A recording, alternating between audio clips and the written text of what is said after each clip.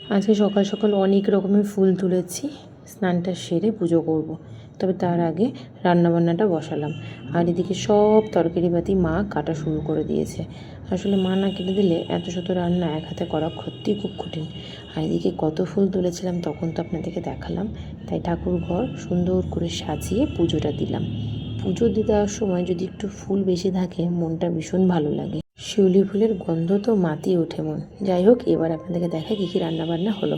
আলু পটলের তরকারি, আর তার সঙ্গে রয়েছে কয়েক রকমের ভাজা, আর হচ্ছে ডাল।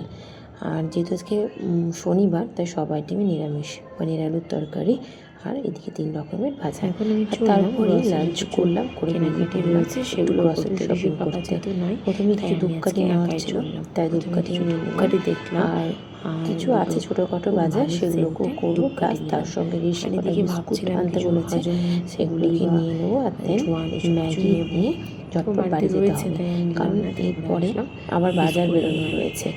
বলে দিয়েছি কি পুজো মানে বুঝতেই পারছেন, শুধু একজনের তো কেনাকাটি নয়, আর প্রচুর কেনাকাটি। তাই সেবার চললাম বাড়ি এসে দেখছি মা প্রায় রেডি হয়েছে। কিন্তু ঋষি কী হচ্ছে বলুন তো, মাকে কোন চিরুনিটা দেবে, মা চুল আঁচড়াবে সেজন্য। আসলে মাকে নিয়ে সে কিন্তু ভীষণ পজিটিভ। কোন জিনিসটা মাকে ভালো লাগবে, কোন জিনিসটা মায়ের জন্য বেস্ট, সেটা সবসময়তে ঋষি খোঁজে। আর এদিকে বাইরে ভীষণ বৃষ্টির কারণে আমাদের বেরোতে একটু লেটই হলো। তাও ঝিরিঝিরি পড়ছে। মাকে বললাম চলো, টোটোতে করে তো যাবো, ভেজার কোনো অপশানই নেই। চলে আসলাম প্রথমে ভিটুতে। এখানে প্যান্ট আর টি শার্টের খুব ভালো কালেকশন রয়েছে, আর তার সঙ্গে শার্টেরও কালেকশন রয়েছে।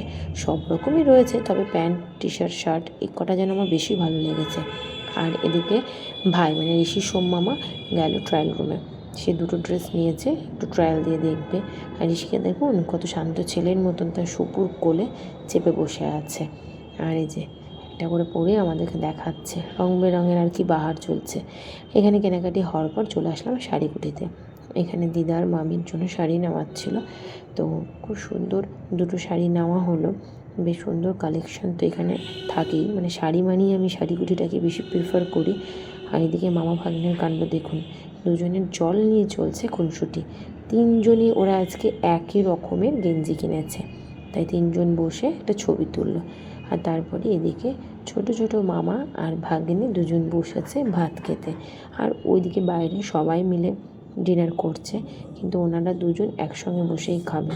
কী সুন্দর বড় মানুষের মতন গুটু হাতে কী সুন্দর খাচ্ছে দেখুন, মনে হচ্ছে যেন নিজেই প্রতিদিন ভাতগুলো খায়।